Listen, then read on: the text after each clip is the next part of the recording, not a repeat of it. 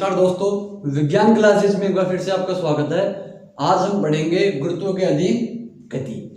पिछले भाग में हमने पढ़ा था कि 9वें सेकंड में हम कितनी दूरी तय करते हैं उसका सूत्र निगमन किया था, वो 5वां भाग था। और अगर आपने वो नहीं देखा है तो पहले जाके वो देखिए।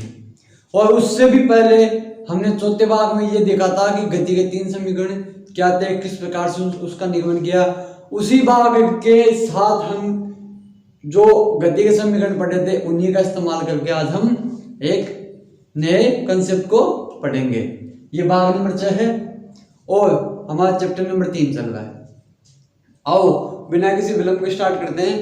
अब देखो कि गुरुत्व के अधीन गति, जैसे इसके नाम से ही मालूम चल रहा है कि मोशन अंडर ग्रेविटी, कि जो हमने गति के तीनों समीकरण को निगमन किया था वो थे आपके स्ट्रेट लाइन मोशन में। यानी कि अगर आप क्षैतिज दिशा की ओर गति करते हो, क्षैतिज पृथ्वी से टच होके गति करते हो, तो वो आपकी होती है क्षैतिज गति।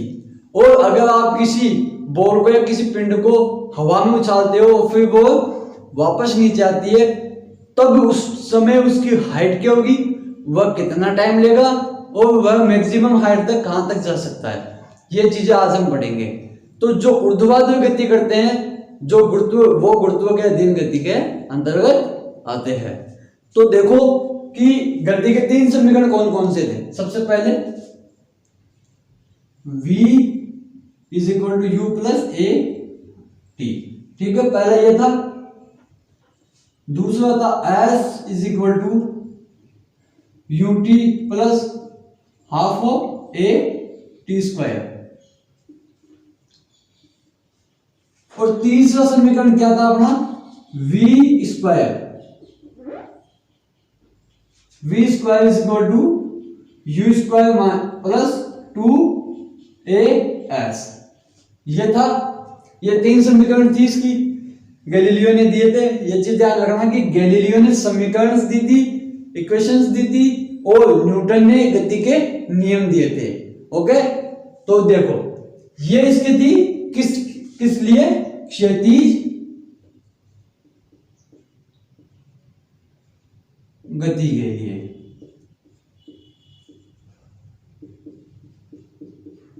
ठीक है, ये क्षैतिज गति के लिए थे, वो भी एक समान त्वरण के लिए।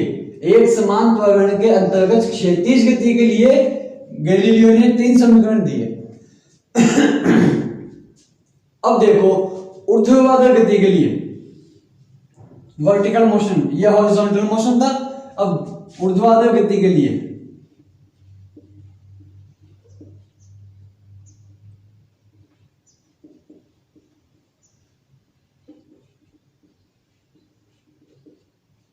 वर्टिकल मोशन के लिए फॉर वर्टिकल मोशन। अब ऊर्ध्वाधर गति के लिए सर ऐसा क्या करें। अब ऊर्ध्वाधर गति में भी हमें एक समान त्वरण के साथ उसको छोड़ना है। अब देखो सर ये एक समान त्वरण कैसे मिलेगा हमें। हम पृथ्वी से चिपके हुए हैं, किस कारण, क्योंकि ये ग्रेविटेशनल फोर्स लगाता है। और उसी के साथ यदि कोई चीज को हम ऐसे गिरा हुए हैं नीचे की तरफ, ये देखो तो ये नीचे की तरफ आ गई, मतलब गुरुत्वाकर्षण इसको खींच रहा है, मतलब कोई ना कोई वेलोसिटी होगी। वेलोसिटी है, वेलोसिटी में चेंज होगा तो कोई ना कोई एक्सीलरेशन होगा। लेकिन वो एक्सीलरेशन है ना, वो फिक्स रहता है इसका 9.8 मीटर/सेकंड²।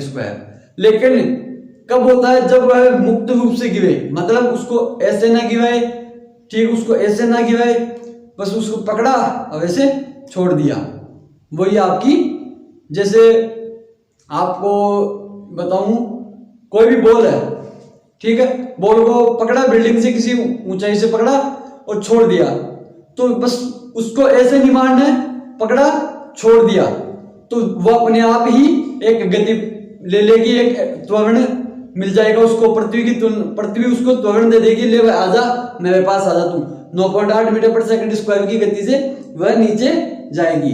तो वो जो 9.8 है ना, वो इस पॉइंट पे भी 9.8 रहेगा, इस पॉइंट पे भी 9.8 रहेगा और इस पॉइंट पे भी 9.8 रहेगा। मतलब 9.8 की जो त्वरण होता है, गुरुत्वीय त्वरण कहते हैं उसे, उसी त्वरण के साथ वह नीचे पृथ्वी के पास टकराएगी। ठीक है, समझ में आया। एक समान त्वरण ऊर्ध्वाधर गति के लिए क्या होता है, यह हम डिटेल के अंदर जब गुरुत्वाकर्षण का चैप्टर पढ़ेंगे तब आराम से इसको डिफाइन करेंगे क्या है, किस प्रकार से ये निकलता है।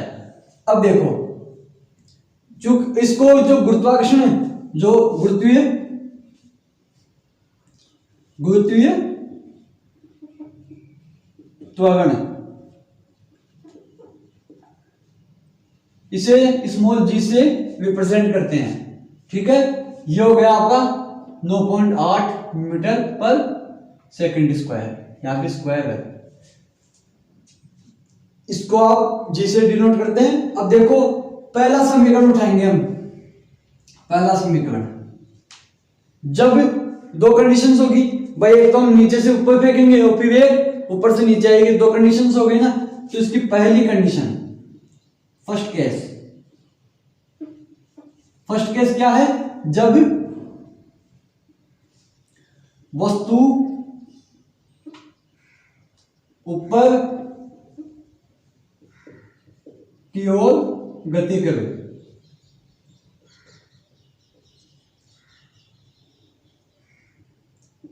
अपवर्ड मोशन करे,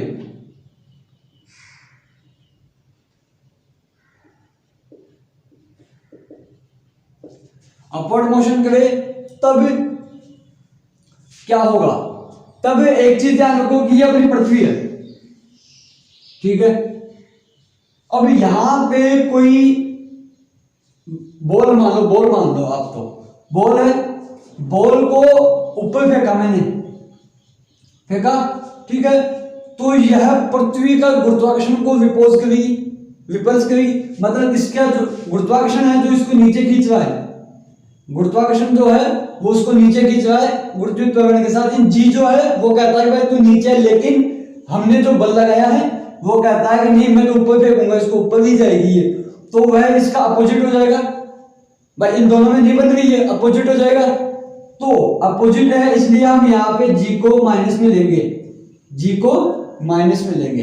ठीक है, अगर हम ऊपर जा रहे हैं, जो पृथ्वी कहती है कि हमेशा मेरे पास नीचे आया करो, लेकिन ये कहता है नहीं मैं ऊपर ही जाऊंगा अभी, तो मतलब इन दोनों के विचार सेम नहीं है ना, सेम मैच नहीं खा रहा है। तो जब ये मैच नहीं हो रहे हैं तो एक दूसरे के विचार अलग अलग है, विपरीत है, विपरीत हमेशा हम कहते हैं मतलब इसको नेगेटिव से डिनोट किया जाता है, डिनोटेशन इसका नेगेटिव साइन के साथ कर देंगे। मतलब जब ऊपर जा रही है इस जी का विरोध कर रही है, इसका अगेंस्ट जा रही है, तब आप माइनस का इस्तेमाल करेंगे।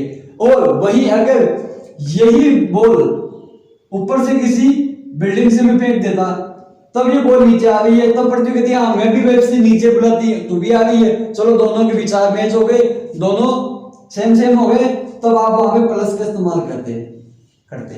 ठीक है, समझ में आया ये क्या था प्लस माइनस का लफड़ा। चलो आगे चलते हैं।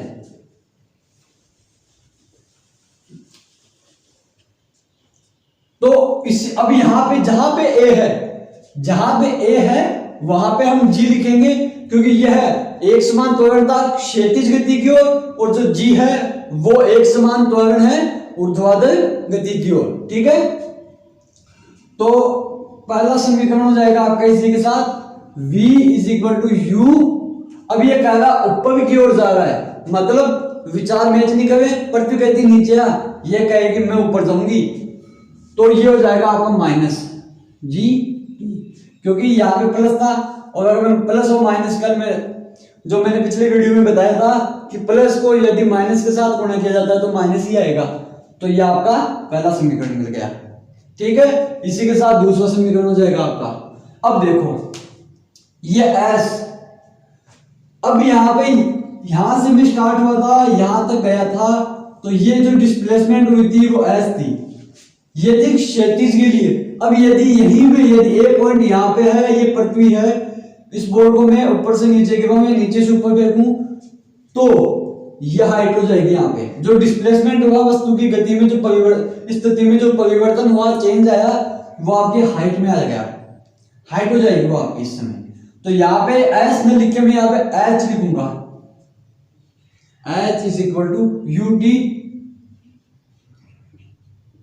अब ये देखो ये ऊपर जा रही है, तो यहां पे ये एक ही जगह माइनस जी लिखूंगा, जो यहां के साथ इस चिन्ह के साथ गुणा होगा, तो g माइनस था, ये प्लस है तो प्लस माइनस माइनस हो जाएगा। तो यहां पे मैं माइनस कर दूं half of g T square, ठीक है। इसी के साथ ये तीसरा हो जाएगा, ये क्या कह रहा है कि v square u square minus 2gh, क्योंकि ये h डिस्प्लेसमेंट है, जो भी डिस्प्लेसमेंट h होती है ऊर्ध्वाधर गति में h का तो कोई रोल ही नहीं होता इसमें, तो ये h, तो ये है आपकी गुरुत्व के अधीन 3 समीकरण आ गई जब हम ऊपर की ओर फेंकते हैं, ठीक है। ये यहां तक कोई दिक्कत है, समझ में आ गई? चलो ठीक है, इसको मिटा रहा हूं मैं। अब हम पढ़ेंगे जब वस्तु नीचे की ओर गति करे, जब वस्तु पृथ्वी के सापेक्ष नीचे की ओर गति करे तब आपके सूत्र क्या होंगे। तब जहां पे माइनस है सीधा वहां पे प्लस हो जाएगा।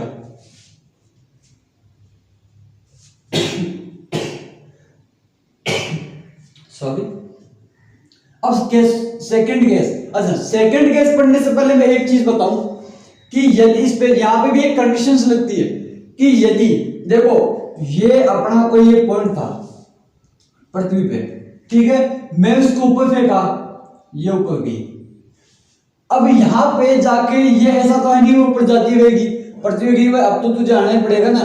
11.2 किलोमीटर पर सेकंड का तो हम दे नहीं सकते, पॉसिबल नहीं है ह्यूमन बीइंग के साथ। वैसे विपल्सन जो थ्योरी होती है वो तो देती है, जैसे रॉकेट जाती है, वो हम ग्रेविटेशनल चैप्टर में आराम से पढ़ेंगे 11.2 किलोमीटर पर सेकंड क्या है। तो अब यहां से ऊपर फेंका तो यह किसी न किसी पॉइंट पे जाके वापस से घूम के आएगी, चाहिए इसी दिशा में आ जाओ, कोई दिक्कत वाली बात नहीं है। ये इस पॉइंट पे जाके वापस नीचे आ गई है, ठीक है, इसी पॉइंट पे जाके वापस नीचे आ गई है। तो लेकिन यहां पे पहले गई, फिर यहां पे इसकी वेलोसिटी जो भाई ये तो इनिशियल वेलोसिटी होगी थी, ये आपकी फाइनल वेलोसिटी है, यहां पे जाके इसकी जो वेलोसिटी है वो 0 हो जाएगी। मतलब फेंका तो मतलब एक ना एक पॉइंट तो ऐसा आएगा कि वह रुक के वापस नीचे आएगा, भले ही वह चाहे कितना एक मतलब बहुत ही कम समय के लिए वेलोसिटी 0 होती है, लेकिन वो होती जरूर है। तो यहाँ पे v की वैल्यू 0 हो जाएगी। तो अब इसमें करना क्या है कि v की जगह 0 रखना है। तो इस समीकरण को लेते हैं, पहले समीकरण को v बराबर 0, यहाँ पे 0 लिख देंगे और u माइनस जी टी। अब ये जी टी इधर आ जाएगा, u बराबर जी टी। अब यहां से ये एक आपके पास समीकरण आ गया कि यदि आपका अंतिम वेग 0 हो, जब वस्तु को ऊपर फेंका जाए और ऊपर जाने के बाद अंतिम वेग 0 हो जाए, तब उसका आवर्तकाल क्या होगा। अब देखो आवर्तकाल ये नया शब्द आया है। आवर्तकाल क्या होता है कि एक वस्तु पूरी डिस्टेंस तय करके वापस वहीं पे आ जाए तो वो आपका एक आवर्तकाल कहलाता है। जैसे पृथ्वी है, पृथ्वी का आवर्तकाल क्या होता है 365 दिन। भाई ये सूरज है, ये पृथ्वी है, यहां से पृथ्वी स्टार्ट हुई मान लिया, ये ऐसे चक्कर काट के वापस यहाँ पे आ गई, तो ये कितना समय लगा इसको वापस अपनी स्थिति में आने में, तो वो आपका एक आवर्तकाल या टाइम पीरियड कहलाता है। तो सेम वही है, यहां से बॉल उठी, यहां पे गई, फिर वापस पृथ्वी पे आ गई, तो ऊपर जाके वापस आने में जो कितना टाइम लगा वो आपका होता है आवर्तकाल। अब देखो उसे कैपिटल डी से डिनोट किया जाता है, कैपिटल डी से यानी टाइम पीरियड। अब यहां से ये स्टार्ट हुई, यहां तक गई, यहां पे वेलोसिटी 0 हो गई। अब ये जो आप देख रहे हो, यहां से यदि मैं टी निकालूं तो u अपॉन g हो जाएगा। ये आपका एक फॉर्मूला बन गया। लेकिन अब ये आवर्तकाल नहीं है, ये आधा ही है। क्यों? क्योंकि यहां से स्टार्ट हुई थी, यहां पर ही पहुंची है। अब इसको वापस नीचे भी तो लाना है भाई, यहां से यहां तक का टाइम ही होता है ये। अब इसको वापस इधर लाना है, नीचे लाना है, तो इसको क्या कर दूं मैं 2 से गुणा कर दूं। भाई जितना टाइम ऊपर जाने में लेगी उतना टाइम नीचे आने में भी लेगी। ये हम जब प्रोजेक्टाइल मोशन पढ़ेंगे अगले वाले चैप्टर में समतल में गति, तब इसको आराम से अच्छे से डिफाइन करेंगे। तो capital T is equal to होता है 2 स्मॉल t। भाई जो ऊपर जाने में जितना टाइम लेगी नीचे आने में भी उतना टाइम लेगी वो। ये कंसेप्ट होता है, इसको याद रख लेना आप। इसको प्रोजेक्टाइल मोशन वाले चैप्टर में आराम से जब वो टॉपिक पढ़ाऊंगा तो उसको अच्छे से समझाऊंगा। तो ये 2t हो गया, तो t इज इक्वल टू आपका ये हो जाएगा 2, ये t की वैल्यू u अपॉन g, मतलब किसी बॉल को ऊपर जाके नीचे आने में 2u अपॉन g का समय लगता है। कभी जब अपने पास v इज इक्वल टू 0 हो। समझ में आया?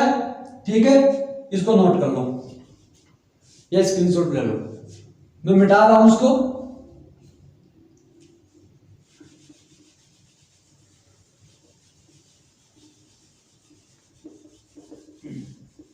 अब देखो दूसरा जो समीकरण है, इसमें दूसरे समीकरण में तो आपके पास कुछ है ही नहीं जिसे आप v को शून्य कर सको, लेकिन तीसरे समीकरण में आपके पास ये v है जिसको आप शून्य कर सकते हो।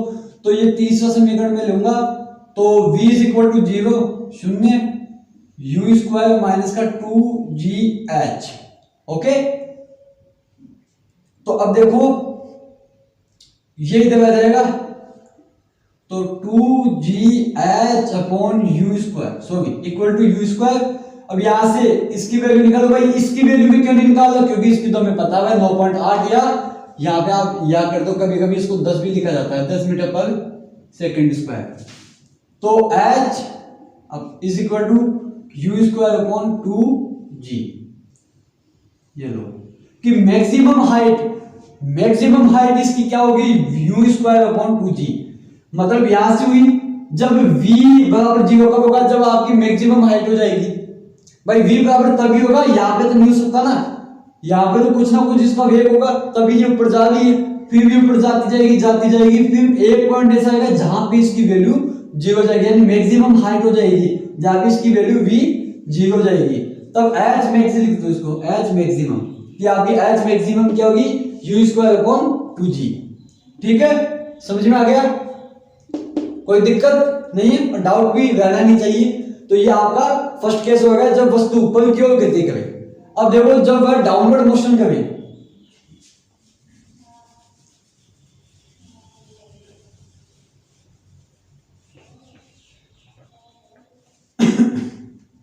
सेकंड केस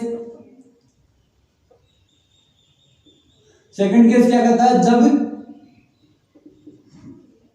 वस्तु नीचे की ओर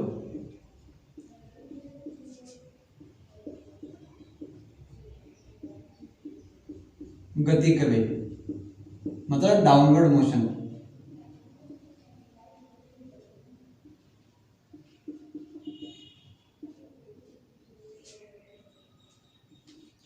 जब वह नीचे की ओर गति करे, तो मैंने बताया कि पृथ्वी पहले से नीचे खींच रही है उसको, अर्थ अपनी उसको पहले अपने ग्रेविटेशनल फोर्स के साथ नीचे खींच रही है, और वो बॉल भी नीचे ही आना चाहती है। मतलब दोनों में अच्छी दोस्ती हो गई, अच्छी अंडरस्टैंडिंग हो गई, तो वहां पे प्लस आ जाएगा। और यहाँ पे दोनों में अच्छी अंडरस्टैंडिंग नहीं थी, दोनों दुश्मन थे एक दूसरे के, तू खींच रही है मैं जा रहा हूं, तो ये माइनस हो जाएगा। तो पहली समीकरण हो जाएगी आपकी v is equal to u plus G T. Okay, इसी के साथ दूसरी समीकरण हो जाएगी, यहाँ पे h में लेके h होगा, h is equal to you T plus half of, ये 2 है, half of G T square. इसी के साथ तीसरी समीकरण हो जाएगी आपकी v square is equal to you square plus 2gh। ये आपकी ये 3 समीकरण जब आप नीचे की ओर गति करोगे। ठीक है, अब इसमें एक और इसमें भी केस बनता है। इसमें क्या बनता है कि इसको मिटा रहा हूं मैं, कि यहाँ पे जब हम ऊपर गए तो v की वैल्यू 0 हुई थी। अब यहाँ पे जब हम बॉल पकड़ रखे हैं तब u की वैल्यू 0 है ना भाई, u प्रारंभिक वेग अपना कुछ भी नहीं है भाई, पकड़ रखे हैं बॉल को, प्रारंभिक वेग कुछ भी नहीं है। जब इसको फेंकेंगे तब जाके वो कुछ ना कुछ वेलोसिटी मिलेगी उसको, लेकिन जब हम पकड़ रखे हैं स्थिर अवस्था में तब तो u की वैल्यू 0 होगी ना। तो ये एक इसका स्पेशल केस होता है, जैसे इसका था कि v की वैल्यू जब हाइट जब एकदम टॉप पोस्ट पे जाएगा तब उसकी हाइट 0 हो जाएगी, सॉरी v की वैल्यू 0 हो जाएगी, अंतिम वेग उसका 0 हो जाएगा। तो मैं इसको मिटा रहा हूं।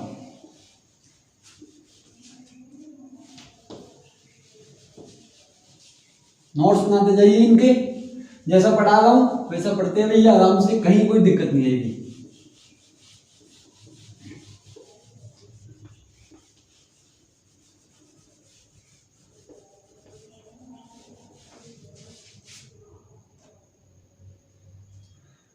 हाँ, तो अब आते हैं इसका special case.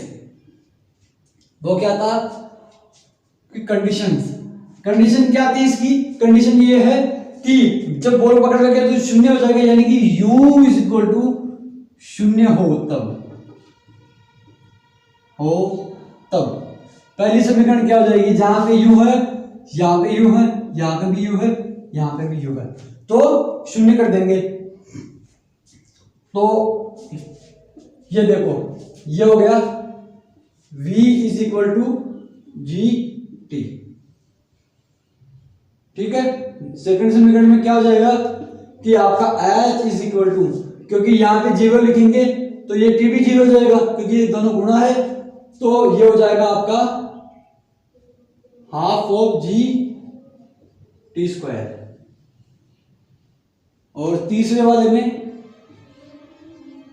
v square is equal to, ये शून्य हो जाएगा 2gh। ये हो गया। तो उसकी हमने कंडीशन देख ली, इसकी हमने कंडीशन उस वाले की कंडीशन देख ली, इसकी भी कंडीशन देख ली। तो ये आपका ये टॉपिक आपका ये कंप्लीट हुआ है कि गुरुत्व के अधीन गति में आपकी समीकरण कौन कौन सी होती है, इक्वेशंस कौन कौन सी होती है। तो आज के लिए बस इतना ही पढ़ेंगे, मिलते हैं अगले वीडियो में। तब तक के लिए वीडियो को देखते हुए लाइक शेयर सब्सक्राइब और कमेंट जरूर कीजिए, क्योंकि उससे हमें पता चलता है कि आपको समझ में आ रहा है या नहीं आ रहा है, क्या मैं पढ़ा रहा हूँ उसका कुछ ना कुछ आपके माइंड में जा रहा है, बेजे में घुस रहा है। अगर ऐसा कुछ होता है तो बिल्कुल आप हमें बताइए, उससे क्या हमारा जो मोबाइल डाउन नहीं होता उससे इंक्रीज होता है कि थोड़ा वो बच्चे पढ़ रहे हैं, हम भी उनको अच्छे से पढ़ाने की कोशिश करें। रात को पिछला वीडियो मैंने रात को 12 बजे शूट किया था, मतलब आप लोगों को, क्योंकि मैं खुद भी पढ़ता हूँ, मेरे पढ़ने के बाद मैं भी तैयारी करता हूँ, मैं जो एग्जाम्स हैं उनकी तैयारी करता हूँ, फिर रात को आपके लिए टाइम निकाल के मैं वीडियो बनाता हूँ। ठीक है, तब तक के लिए मिलते हैं अगले वीडियो में। तब तक के लिए जय हिंद, जय भारत, खूब पढ़ते हुए।